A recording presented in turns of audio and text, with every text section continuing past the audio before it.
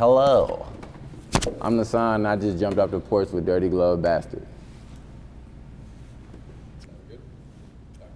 I gotta go through. I don't like therapists, I don't like most. You love me a Glock 45, my go-to. Love a jib blind on top like Goku. Just left no. All right, so we got the one and only NASAAN jumping off the porch with us today. Welcome, man. What's going on, man? Feeling great. How about yourself, man? I'm chilling. I'm hot as fuck in this sweater, but I'm chilling. That's Atlanta for you, man. Yeah, you should be yeah. used to this, right? Yeah. I mean, I haven't been back. Like, I live in Detroit now, so I grew up here, but I don't know. I think I'm acclimated to Detroit weather. You know, it's cold as shit. Yeah. Oh, I'm cursing. I'm sorry. Oh, you good? Want to restart? No. Okay, yeah. We raw and uncut, man. All right, cool. I'll censor. Nah, you good, man. Go ahead and shout out your people sitting behind you today, too, man. All right, behind me, I got Vin Diesel. This is my nigga Rob. This is my dog Rob. This is Truth, the bull. This is Doms, and this is Stone. He produces, he raps, / manages. He raps very well. He does everything in the world. Whatever you need. That's important to have someone like that on your team, man. Yeah. Like a utility man, what they call it, right? Whatever. Yeah, so what have you been working on since you've been in the city, man? Just a lot of press, a lot of promo. Hanging out with friends too, catching up with people. Okay. I got a lot of friends here. I didn't realize it till I came back. Like, dang. So yeah, just catching up with people for real. Okay. So you were born in Detroit and then moved down here when you were what, 7? I was born in Detroit. Yeah, I moved down here when I was 7. Really, that's a lie. But I don't be telling people. Like, I moved to Florida for like 2 years. What part of Florida? I was staying in St. Cloud, Kissimmee, and Miami. Okay. Orlando, so between like Miami and Orlando. I don't be telling people that because it sounds cooler to just like be from Detroit and Atlanta. Yeah. But so after I left Florida though, I moved to Atlanta when I was 10 on the Southside. Okay. Like Riverdale. So why did your family move away from Detroit then? After my pops passed, my mom just wanted to get away. They were going through stuff too, like before she passed or whatever. And she was dealing with some guy or whatever. And her sisters, so like my aunties was already staying down in Florida. So that's why she moved there. But then I guess Florida was just high, expensive. She was trying to get away from the nigga she was with. So she like, while we was at school, I guess the nigga was crazy. While we was at school, she told this nigga she was going to go get food and pick me and my brother up with like a car full of like our clothes and like shit and just drove to Atlanta and didn't tell him. And that was the last time I ever seen that nigga. So. Damn. Yeah. That's like the opposite of, the guy goes out for milk and never comes back home to his exactly. wife Yeah, type it's shit. like my mom went to go get milk. Yeah. So did you have any like warning beforehand, like, hey, we're about to make this move to Atlanta, or was this totally off guard to you? Nah, like, it was off guard for real. It was, like I said, she just picked us up from school. Did you have time to pack at least? Or she packed everything for you? Nah, no, I'm good. Nah, no packing. We just pulled up. And took us, you know what I'm saying? I just feel like this is a part of the interview. It's like, I don't smoke, but. Wait, you don't smoke? No, I just feel like, this printer paper, but like, I just feel like you have to smoke on this porch. So I rolled me a little, whatever, some Kinkos.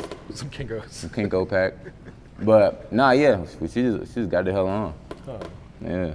So, man, talk about that transition, though. You're 7 years old, your pops, lose your pops, then you got to move around to Florida and then to Atlanta. It was an interesting transition because it's like, and it's something I realized as I got older because from having like, we were financially set because of my dad being who he was, being a rapper, to losing him and then kind of going from like doing very well to like just this big shift in like finances. So it's like, I found myself like living in like we went from living in a 5-bedroom house, me fucking everything up, throwing PlayStations downstairs, getting them replaced the next day, to like sleeping in my grandma's den on like, what do you call them? It's not even blow-up mattresses, like sleeping bags, like making pallets and stuff.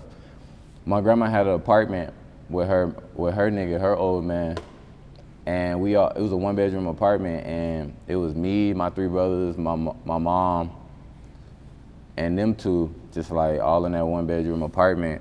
And that's nothing I really looked at crazy. It's just like, it is what it is. I'm going outside, throwing the football up with niggas, and like getting in fights and stuff, just regular Atlanta shit. But like I said, it's something you grow up and be like, whoa, niggas was down bad. It's crazy, you know what I'm saying? It's like, oh, I'm going without. I don't have this, This person has this and this and this. You know what I'm saying? So yeah, I think that was the biggest change. Yeah. And what'd you think of Atlanta when you got here then? What I think of Atlanta, it's kind of like all I knew in a sense, because it's like, I moved here when I was 10. I don't think you really give a fuck about stuff prior to like not saying you start giving a fuck at 10, but like, I feel like when I started caring about things, I was like 12 years old, and I'm already submerged in Atlanta culture, so I feel like it's the only thing I really knew. Like when I think about Detroit, I'm really learning Detroit now. Like I moved back recently. Atlanta is what I know, so it's my only experience, I guess, at that time, if you get what I'm saying. You know what I'm saying? So it's like the only thing I knew. But it's fun shit. It's like, I love Atlanta. I love the culture. I love how crazy niggas is. It's like, I feel like this place is unreal. It's like the only place you'll see like a homeless nigga with a cell phone speaking backwards. And you know what I'm saying? Hitting backflips and shit. And it'd be normal. We seen a nigga the other day, bro. Who was that? He was just shitting like, yeah, he was just shitting on the highway, like dicking balls out, just, you know what I'm saying, going crazy, whole ass out, just going dummy, like. Yeah, I think his name is Magic Mike on the east side, like off of Motorcraft. He's like a magician though. He goes viral at least once a year with his magic tricks. This is a specific person? Yeah. That's crazy. Yeah, so Atlanta's known for that. But that's what I'm saying, like, it's normal. It really is. That's not normal anywhere else. Like, Atlanta's crazy to me. Yeah. And do you remember when you kind of like realized who your pops was, like who Big Proof was, like as far as, you know, being a prominent rapper? Probably when I got older, probably around like early teenage years, like 14, 15. I think that's when I really got interested and started doing like deep dives into like who my father was. Cause it's like I always had these men, not just made my mom sound like a hoe. She had two niggas between his passing. But I had these men playing like father figures for me, and it's just like, damn, who was my actual father? You know what I'm saying? I think you start to ask yourself that question. So I was like 13, 14, so I would just be on YouTube just like looking up stuff about him and asking people about him, you know what I'm saying? Or getting told different stories about him from what he knew, because like I said, he died when I was 7. So the only thing I have to like form an opinion or idea of him is like other people's stories and just like the content out on him at that time, or just exists in the world now, period, actually, yeah.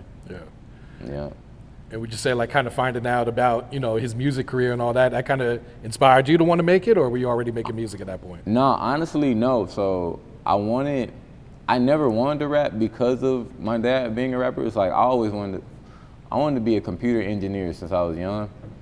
And then I got a little bit older and my parents put me in basketball. I loved football, but my parents put me in basketball and I was fucking trash. Like, I was terrible, so terrible, but I'm super ambitious, so I was trying to get good. And then it's like, I was practicing, like I was in the rain shooting and shit, head ass, like thinking I was in a movie and shit, like dribbling tennis balls, like all the Mr. Miyagi training and shit, like standing on my head, like spinning while trying to dribble the basketball too, like just getting, no bullshit, I ain't do that, but like just everything I can to just like be good. And then I remember championship game. Mind you, I'm like 11. Championship game come, I'm like, bro, I'm ready now. I've been asked the whole season. I didn't average 2 points out of 12 games. Like, I'm so fucking ready. These niggas put me on the bench the entire game, bro. Like, I cried so fucking hard in them pictures. It's like, we won. Niggas got the trophy like this, and I'm like. So from there, I was like, nah, niggas got me fucked up. I started going like super hard at basketball. It's like, I feel like I owed it to myself. Just going crazy, crazy, crazy. I was like, bro, I'm going to the NBA. These niggas got me fucked up. To get to high school and then meet these guys and just like started wanting to rap just from that. Just like being on the back of the bus, rapping with people being excited when it was my first time, when it was my time to rap and stuff, like in middle school, high school. And then I was like, damn, I think I want to do this. So yeah, I ran away from rapping for a long time because I didn't want to, because like I said, my dad did it. Yeah.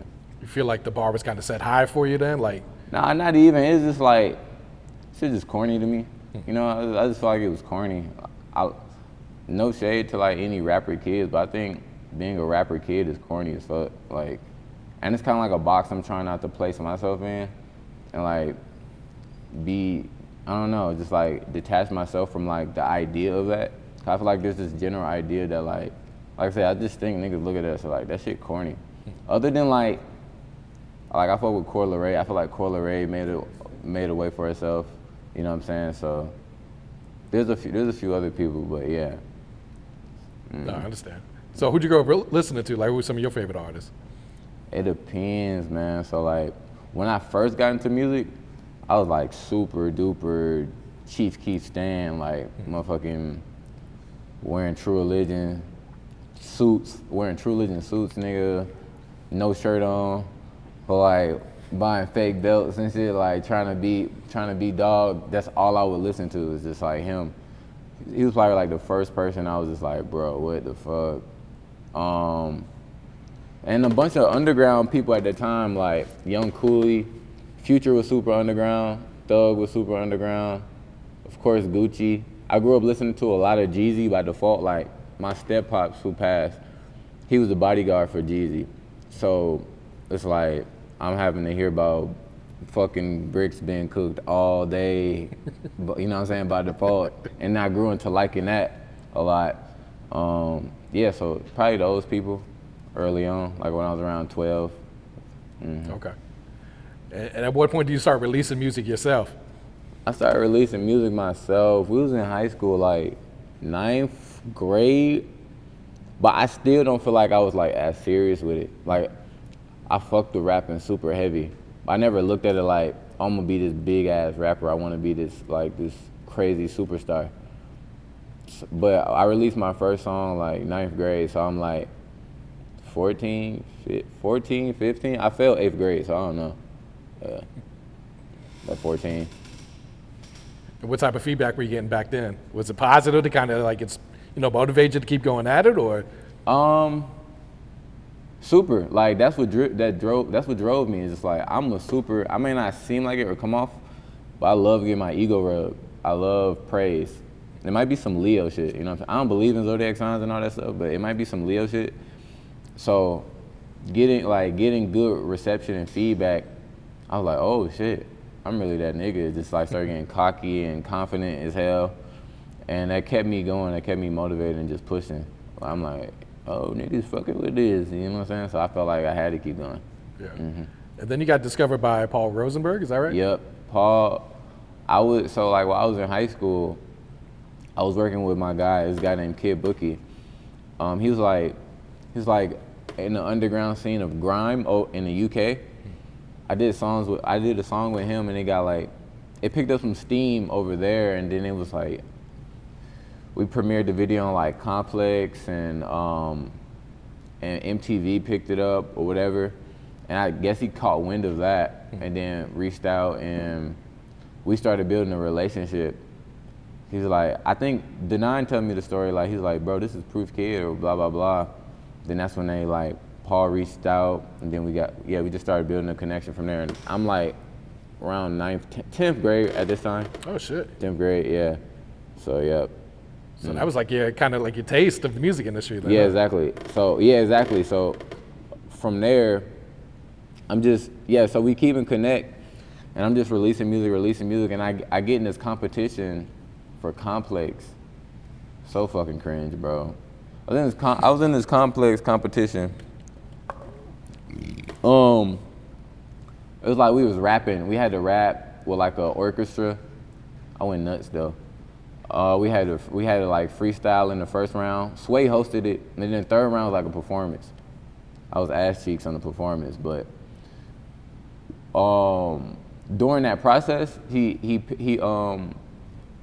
helped out a lot, like as far as like promoting it. I had got in it from one of my other high school friends. His dad was like a manager or whatever, and he super believed in me, so he pitched me for it, and then they took me in. I was like the little nigga in it though. Everybody else had like thousands and thousands of followers and shit. I probably had like 1,000. I don't even think I had an Instagram.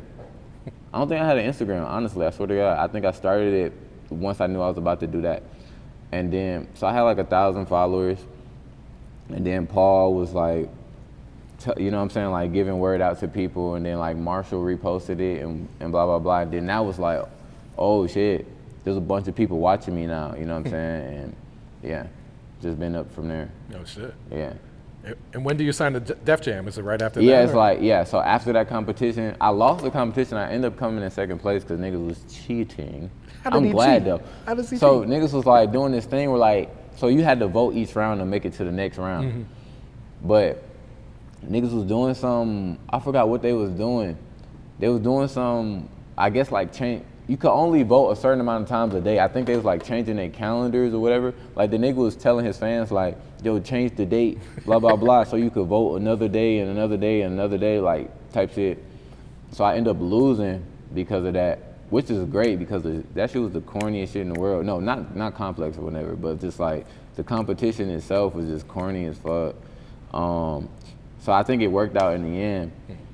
But, so yeah, after the competition, Paul, I kept releasing music, and then I sent Paul like this long ass text message like, bro, I really want this shit. And this is why he was transitioning to Def Jam. He was like the CEO. I was just like, man, I really want this shit, blah, blah, blah. And he had already believed in me and stuff. I'm just, you know what I'm saying? And he was like, come to New York. I remember coming to New York, broke as shit. Like, I had to, I couldn't even check into the hotel they got for me. I had to sit in the lobby the entire time, because you know you need a car for accidentals. So I'm just sitting there like, fuck, waiting for my meeting, go to my meeting, nervous as hell. It was like Steven Victor, Paul Rosenberg, and a bunch of like A&Rs played them some music. Very trash ass music. Them niggas was lying to me. But yeah, ended up doing a deal in around like 2018, 2019, yeah. Okay. Yeah. So how would you describe that experience being on the major for the first time? Do I be honest? But it was ass, bro. Like, Def Jam was terrible. Like, not because of Paul or anybody, but, well, because of people, but not Paul. Like, Paul had nothing to do with it. It was just more so just, I think because I got brought in by a CEO, nobody really, like, cared or gave a fuck about any of the projects, you know what I'm saying? It was something that Paul had believed in. So I got like appointed an A&R. I got like appointed a bunch of fucking people that didn't like, they probably weren't even like really familiar with my stuff, or if they were familiar, they probably just, it wasn't interesting. It was nothing they really gave a fuck about. So I feel like I kind of got treated like the ugly kid. You know what I'm saying? So it was like a lot of times they'd probably be going somewhere to do press or promo, and I'm the only one at home, or like just shit like that. Not to shit on Def Jam. Y'all are not fucking awesome, but like, yeah, it was a learning experience though. Oh, yeah. Like, I think it was very necessary for me. It's like I had to get, it's like dating an ugly girl and when I'm sexy, and then getting dumped by her and realizing like, wait, I'm sexy.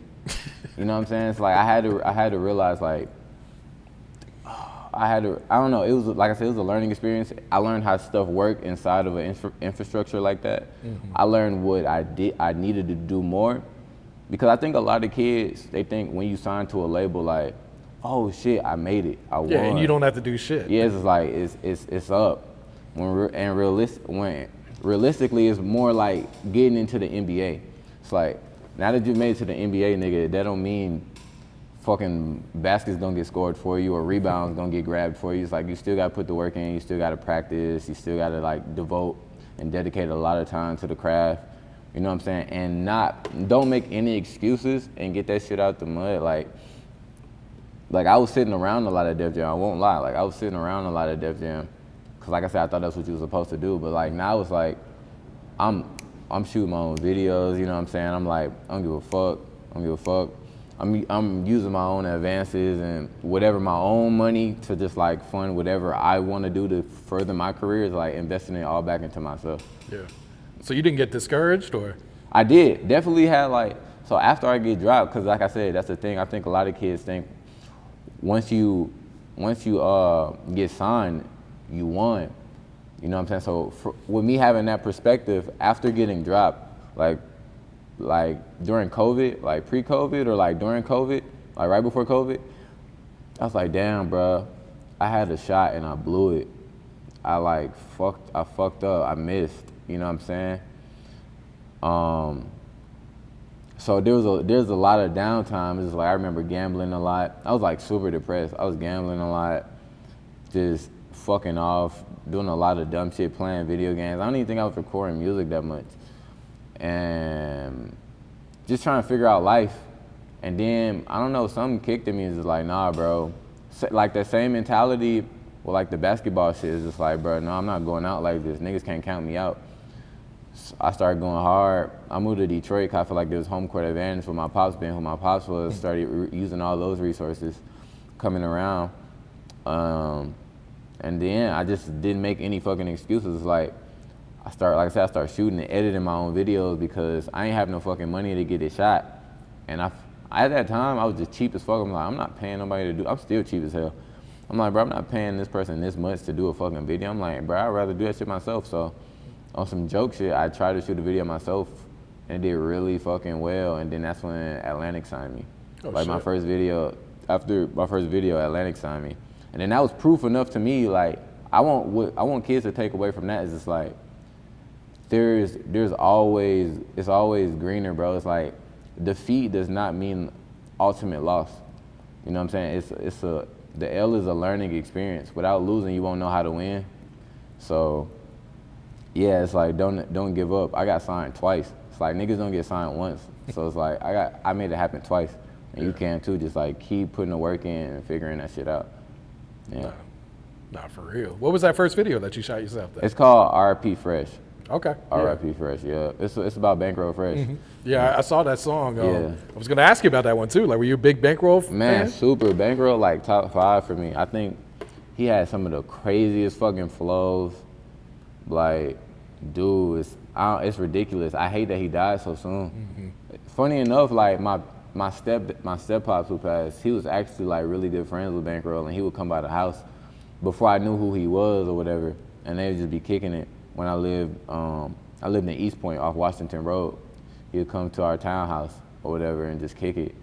But yeah, man, R.I.P. Fresh, man, R.I.P. Fresh, dog. That's one of my favorites to this day, top 5. Oh, absolutely. He was on his way to becoming one of the biggest artists here in Atlanta. That's what I'm saying, bro. Sure. Like, he was him.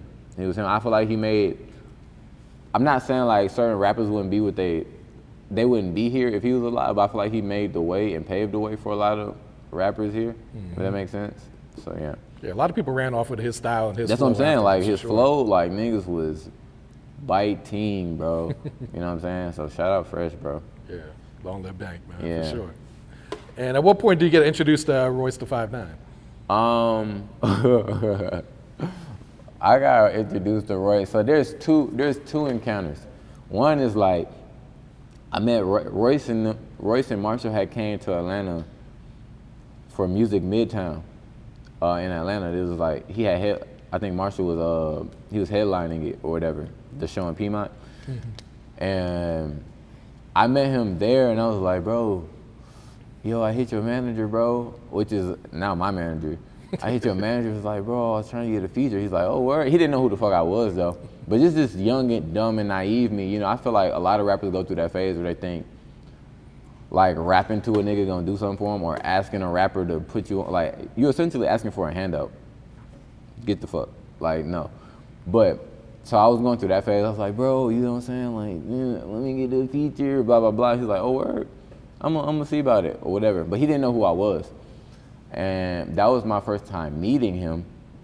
But then like when he realized who I was, it's when I moved back to, I signed a Def Jam and I came and recorded at his studio pre-pandemic, like 2019. Like booked studio time at his studio and whatnot, and then we chopped it up, and like that was like the start of our relationship. That was the start of our relationship. Yeah, and he's just been like a mentor, like an uncle ever since, like just leading me and guiding me along this crazy ass journey. You know what I'm saying? Because he done been through everything I'm finna go through, or that I've already been through. So just having him in my like corner to help navigate some of them hurdles, yeah, it's a blessing. No, it's definitely like like an advantage for you to kind of have someone like that on your team. No, right? definitely, and it's like I don't take it for granted because I know there's a lot of kids out here, or just like younger artists who don't have like the big homie in the corner, or just anti-big homie as well, like fuck the old niggas. But I've always been a person who care about learning and shit, so it's like he spills information, so it's like I try to come around him as much as possible. So yeah, just having that, I do not take for granted. Yeah. So talk about the new single "Goated." How did that song get created, man? Because you recorded this a few years ago, you said, right? Yeah, I recorded it 2 years ago. I was like jacking off, and then like the beat was like, like the way I was stroking it, I was like, that shit sound hard as an 808 pattern. So I kind of like, I put it in FL Studio. This was like when I was first making beats or whatever. So I'm stroking it or whatever. Boom, boom, boom, boom, boom. You know what I'm saying? So I put it in the FL on the drum pattern. I'm like, this shit hard. I recorded it. Then I recorded it, and I just sat on it for, I don't know why. I think I disassociated from the song. I'm a person who like, if shit sit too long without getting released, I'm like, whatever. I'm super like spontaneous. I think I got ADHD. It's like it's got to be like go, go, go, go, go. Like as soon as I do something, I want to release it. And that didn't happen with that song, so we sat on it. But this guy on my team was like, man, what if we? They loved the song so much. And I had produced it too, so I was like, fuck it. So yeah, we ended up dropping it, and yeah, it's been crazy because man, I think that's my best video to date. Video's crazy as fuck. And like, yeah, the NBA playoffs picked it up. Yeah. Just shit like that. So like, it's been a blessing. Yeah, let's go back to the music video. Like, can you explain the concept? Because there's a lot going on in this video. Yeah, okay, I will explain the concept because niggas be getting it wrong or whatever. So it's kind of deep. It's kind of long. It's not even really deep, but the song is about just being the chosen one or whatnot. That's why, like, in the beginning and the end, you see like people just start to fade off. It's like, you know what I'm saying? It's like me, I'm the one go that's like, I'm gonna win in the end, ultimately. I feel like the chosen one. Around that time too, I had tatted Destin across my face because this is how I was feeling, you know what I'm saying? I was like I said, I was in that depressed phase, and I'm just like, no, I can't go for that. I'm going to make it. I don't give a fuck what happened. I'm going to make this happen, and I have to know that this life was already set in stone for me. I just gotta take it. I just gotta grab it. So I tatted Destin on my face. I made the song. The video was like visual representation of that entire thought, if that makes sense. So it's like, it's all these people fighting for this position, trying to get in the way, you know what I'm saying, for ultimately in the end, for me to be the last one standing. Mm-hmm. So yeah. No, shit turned out super dope. You even got to recreate the freestyle from Proof and Marshall on yeah, yeah, that shit, I mentioned my pops in that song, because that song to me is more like, that song to me is like who I am at core, you know what I'm saying? Like, not sonically, but just like, I'm telling just bits and parts about myself throughout the song, and I feel like my father is a very big part of who I am, you know what I'm saying? And that's something I ran from for a long time, bro, because like I said, I feel like being a rapper kid is corny as fuck. So I embrace it now, especially being that, like, I feel like in our culture, like black people, we kind of are like indoctrinated with the idea of like independence and like, which is great. It's great to think like that, but I think a lot of time with that mindset comes a lot of fuck yous and like, I'm gonna do this by myself, blah, blah, blah, blah, blah, blah. And then you look at other races and cultures, and they're more so like, his father was this big person at this company, and then he passed it down, and then he passed it down, and then now it's like this long line of generational wealth throughout their lineage. You know what I'm saying? So I feel like it's important for me to set that set that example and not be so like standoffish to my lineage and more so embrace it so that we build more of a community just amongst our community. I think that's super important, man. Yeah. Yeah. Nah, like I said, the video's been going crazy too. Look like fans really loving this shit. No, too. super, man. I'm so grateful. Yeah. Love y'all. And how proud do you think your pops is of you right now? Man, super, man. Cause like I feel like, man, I say this all the time. He was trying to start a solo career, but then unfortunately he passed around like he might have dropped his album and died like months after it. You know what I'm saying? Like his first solo album died past months after it. So I feel like I can only hope and think that like it's probably like full circle or just this feeling of fulfillment watching his son do some of those things and like thrive in that way, like having a solo career and just like doing really, really fucking cool shit. Like, you know what I'm saying? So, man, I think he's super proud of me, dog. I mean, I like pulled over on the side of the road the other day, man, just cried thinking about that shit. Just like, damn, bro, this shit probably crazy for him to watch. You know what I'm saying? Like, I'm gaining like traction and niggas actually fucking with your boy. Like, you know what I'm saying? Shout out to the Jergens, nigga. You got the new video you just dropped yesterday, Devil to Atlanta, man. Yep. Niggas is mad, man. I'm been. What, the feedback? Yeah, like in the comments, bro, black people don't fuck with the devil.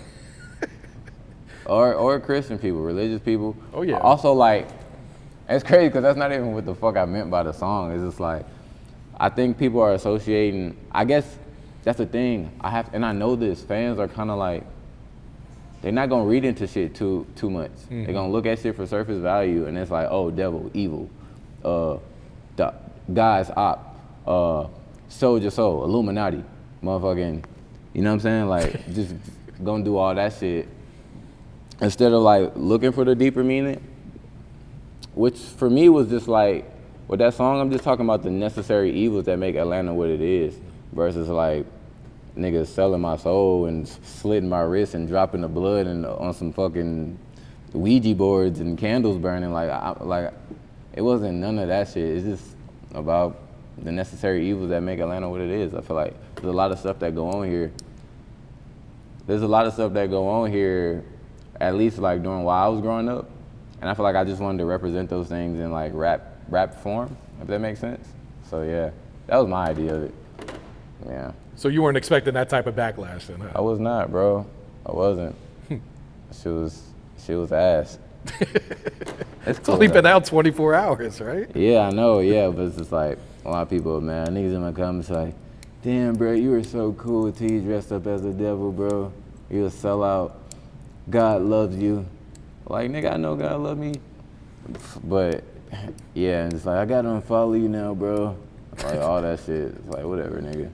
This always cracks me up when people say, I'm going to unfollow you. Yeah, just go ahead like, and do this. Yeah, like, why you gotta announce your exit, nigga? I'll kick you in your ass on the way out. No, yeah. All right. So, new album on the way, right? Arrow 404? Album is so like, ugh. You don't like that term, album? Yeah, it's like. Calling it just a project then? Project. Album, I think, I might speak for a lot of artists when I say this, I feel like there's this certain level of power attached to it, or like responsibility, and like, it's just heavy. Album just feels heavy. And it's like, that wasn't my intentions with this. This was just like, I had just got off a tour, niggas stole all my shit, my first project. So to me, it's just like, and at that time, I wanted to hear loud ass music that felt good, just like to perform. So that's what a lot of this project is, you know what I'm saying? It's like, it's not many moments of me being like introspective, as introspective as I would like to be and give myself to the world with an actual album like I would. So it's like, album just feels like break your cameras right now. Like I should just get up and break your cameras right now, you know what I'm saying? Like I don't want to do that. I'm bullshitting. And explain the title, the Arrow 404. So like, I still try to keep it artsy because like I said, I'm a super intentional artist. So yeah, I just can't make a bunch of fun music and not like leave something there. You know what I'm saying? So Arrow 404 is, all the 8 songs to me is a sonic representation of what growing up in Atlanta was like for me, right? And Era 404, 404 being, of course, the Atlanta area code. Era 404 is a text prompt you get when you go on a website or on the internet and the shit doesn't work. So I tied the two together because I feel like I was born in 98 and I feel like we're internet babies. All of us were internet babies. Fucking, so yeah, it's just about growing up as an internet baby in Atlanta. So that's where Era 404 came from. And when people hear the project, they'll hear like all these sonic, and you can already hear them with some of the songs some of the songs that are out is just like these internet real glitchy sounds. And that's how I like tie it together sonically. And that's why I wear this shit every single fucking day, because it's like Era 404, I made it this metaphorical tech company. I'm like world building. I made this metaphorical tech company and I'm supposed to be like an intern that works at it. So yeah, and that's what the Go To video is. So like now when people go back and watch the Go To video, we was fighting for a position at Era 404. Yeah. Okay. Yeah. And you produced most of that project, yeah, right? Yeah, like half of it, yeah. I Okay. produced like half of it. Yeah. I'm ass though. Like I'm ass. Why you say that? I don't know. You It's just like, super critical of yourself, or? I am super critical of myself, but I think I could be a lot better with making beats. But it just be fun rapping on your own shit. It's like nobody know you like, well, nobody know me like I know myself. You know what I'm saying? It's like you can have your girl jack you up, but it's not gonna be as fire like when you do it. You know what I'm saying? Like, It's a hell of an analogy right there. it's like nobody know you like you. Stroke ain't crazy.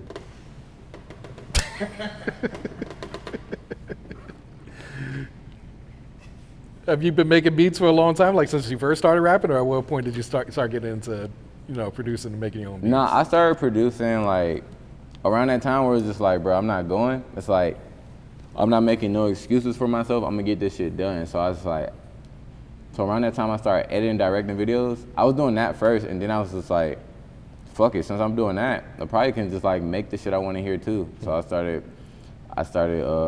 fucking around on FL Studios, just asking this guy a lot of fucking questions and figuring it out myself. Yeah. Okay. So yeah, I did it. It's more to me, it's fun, but I look at producing as like it's like a necessary tool. It's like nothing I really want to do, but it's just like to get my message across or my point across. I feel like it was important that I learned that. So when I come into contact with people like him, that translation is easier too. It's like, yo, use this sound, or like, yeah, it's like, yeah, I'll be able to communicate the idea better. You know what I'm saying? I got you. Yeah. And I understand you got Big Sean on the project? No, we got a lot of stuff together though. Okay. I don't think he's gonna make this one, but the deluxe, you know what I'm saying? My big bro gonna pull up for sure. How did that connection happen then? That happened, how the fuck did that happen? How the fuck did I meet Sean, bro? That's so crazy. So I was always cool with like his team. Sean is like, really I feel like it happened on some manifestation shit, bro. Like Sean is like the nigga I studied and copied like a mug, bro. Just being from Detroit, he was like that cool kid. I feel like I resonated with him a lot. Just like the cool cat from Detroit. So I was just like stealing a lot of his flows, just like the shit he rapped about, how he rapped, all that. I feel like I did it so fucking much that people started comparing me to him. And I started meeting his team. His team started getting interested in me and I started building relationships with them, like Vito, Tone, Earl. And then from there, that turned into like, how the fuck did I meet Sean? When was the first day I met this nigga? I don't know. I know when I met him, he was already hip to my shit. And then small conversations and just being around turned into like, just like talking whenever and just anytime I go to LA, I pull up on them and just hang and just talk. You know what I'm saying? Make music and shit. So yeah. I'm trying to think about the first time I met that nigga though. I can't remember, bro. It was definitely in Detroit. I can't remember, fuck it. Yeah. It was like 2 years ago though. Okay, so Yeah. pretty recent then. Yeah. Do you remember the first time you met Marshall then? The first time, I mean, I feel like I've known the nigga forever. It's like him and just like running around the studio as a little ass boy and shit, just being around him and my pops. Going to his house, playing with his daughter, and stuff like when we was really young. So, but I think actually like being aware of it and like wrapping my mind around it was 6th grade. So I was like 11. So like meeting him, I flew to Detroit when I was 11. He had a concert in Detroit. I think him and Jay-Z like did a tour together or some shit. Yeah, and we went. I was like, oh shit, bro, this nigga, this Eminem. Nigga, this is Eminem. This Eminem. You know what I'm saying? This Eminem. And yeah, I was like, wow, that's crazy. That's crazy. But I think I started growing an appreciation for him as I got older, because it's like, I never was a super fan of their music. Like I said, I grew up in Atlanta, so I think when I started building taste, my palate was a little bit different. So when I got like 14, 15, I kind of got into their stuff. And I was like, oh, this nigga could really rap. It's just crazy. Like, he's been rhyming, like going crazy. And then he's super animated in the raps and stuff. And I grew like a super appreciation for like early teens. Yeah. Yeah. And we know y'all been in the studio together, but have you guys ever cooked up anything? We got some shit. We got some stuff. He sent me some stuff. I won't speak on it too much. I be getting in trouble when I talk about this stuff. I ain't gonna speak We on know it. he's got a new album coming out. Hey man. Fans want you on this shit. Hey man. Say man. Hey man. I might be on track 94. I may or may not. No. Yeah, my boy coming crazy though. Okay. I'm excited for people to hear his project though. Yeah. Going back to the music videos, I see a lot of artists reaching out to you like, hey, shoot some shit, direct some shit. Yeah. Have you been able to do that yet, or is that something you're interested in doing? Nah, so it's like, if any of the rap niggas who I love see this, it's like, really, it's fear. I think I'm an overthinker. I'm super anxious. A lot of people, like a lot of big rappers hit me up and just been like, bro, I want you to do something for me. I'll be like, yeah, I really want to do it. I'm just so scared to fuck something up. Like, cause I think I'm still trying to perfect my process. Cause like I said, I just started doing it myself, and we run into issues and bumps and stuff, and it's just like, I don't want to go do that and it be a whole big ass mess when we trying to shoot videos for them. It's like, I'm making really, really cool ass videos for like, really, like niggas will look at the go-to video and be like, oh, he spent 50,000 on this easy. No, we spent 2,500. But that shit took a long fucking time, because it's like, we're trying to figure out how to like efficiently get shit done. It's like, and I'm spending $2,500, so niggas is moving when they want to move too. So you know what I'm saying? It's not a lot of fucking money, but just all those things. I think I have to build with myself a little bit more before I'm ready to like lend my hand to other people. You know what I'm saying? I couldn't think of like any jack off analogies there to like make you, yeah. Sometimes you just got to go for that shit, man. Yeah. No, you're right though. You know what I'm saying? I was in the studio with Pooh and Grizz last night, and they was just saying like, bro, fuck it, just jump. You know what I'm saying? It's like, you don't want to miss out on any of the opportunities that's coming your way, because it could be a learning experience for you, and it also could turn into some whole other shit that you never thought it would. So I'm getting closer and closer to the ledge though. I think I'm gonna jump off that motherfucker. Yeah. Yeah. Got to jump off the porch, huh? Yeah, jump off the bitch. All right, so looking ahead, like what's some short-term, what's some long-term goals you got set for yourself in your music career? Short term, it's like, I just want this project to come out. I wanna get to a place where I don't know, bro. I just wanna keep growing. I just wanna keep growing, bro. In terms of short term, and just give like what I've been sitting on to the world. I feel like I've been sitting on this project for like a year plus. I made it in a fucking week, and then like just having to sit with the music. Like I said, I'm super spontaneous. You probably hear from me talking, I'll keep cutting myself off, but like, I'm crazy. So I've been sitting on this music for a long time. I just want to give it to people. And long term, man, it's like, who knows? I never thought I would be like producing, editing, directing videos, acting. I've been doing like, sketch comedy and just like skits and shit. I've seen those. Like in my free time. That's something I never thought I'd do. So it's like, I fucked with that, My Strange Addiction. That shit yeah, was you know what I'm funny. saying? Like now it's like, we're working on like creating a TV show right now. My agency, like figuring all of that stuff out. And yeah, I don't know, bro. Like the sky's the limit. I'm ready for whatever. I just want to keep growing though, and I want people to, long term, I want people to see me for like, fuck all the rap shit. Just like everything I encompass, everything I am in totality is like, I keep saying it's like, I feel like I'm a Renaissance man. It's like, I'm editing, I'm directing. Sometimes I'm doing the fucking cover art. I'm color grading some of the pictures if I got to. You know what I'm saying? I'm doing creative direction with shit. I'm fucking, like I said, rapping, producing, recording myself. It's like, I'm making it happen by any means necessary. And I'm just being myself in the process too. Like, I just want kids to look at that and be like, damn, this nigga weird as fuck. Like, I don't understand him. Like, he got stickers on his face, but he got a grill in his mouth. But then he got on a cardigan and a button-up shirt. But then he got tattoos on his face. And then he keep talking about jacking off though. So like, where really is this nigga? I don't know, but that's fine. Like, he don't care. You know what I'm saying? He just go with the flow and he is who he is in whatever room. So I want kids to take that away, you know what I'm saying, in the long run. Like, I think that's the most important. I want to leave that seed in the world. I dig it, man. Yeah. All right, before we wrap it up, you got any shout outs you'd like to give before we get you out of here? Man, shout out my nigga YB and Corday, bro. Please put me on your next album. You was my favorite fucking rapper. Shout out these guys, you know what I'm saying? Y'all go watch Rob content. Y'all go fuck with Truth the Bull music. Y'all go get a beat from Stone. And y'all give my nigga Doms all the money in the world, cause he gonna know what to do with it. He may or may not return it. So, yeah, we cool, man. Yeah. Oh, Era 44 dropping May 31st. Go get that, please.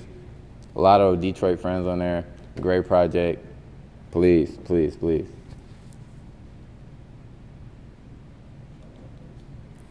So, no. All right, cool. Ego adjusting, shit I gotta go through. I don't like therapists, I don't like most. You love me a Glock 45, my go-to. Love a bitch blind on top like Goku. Just left Noble.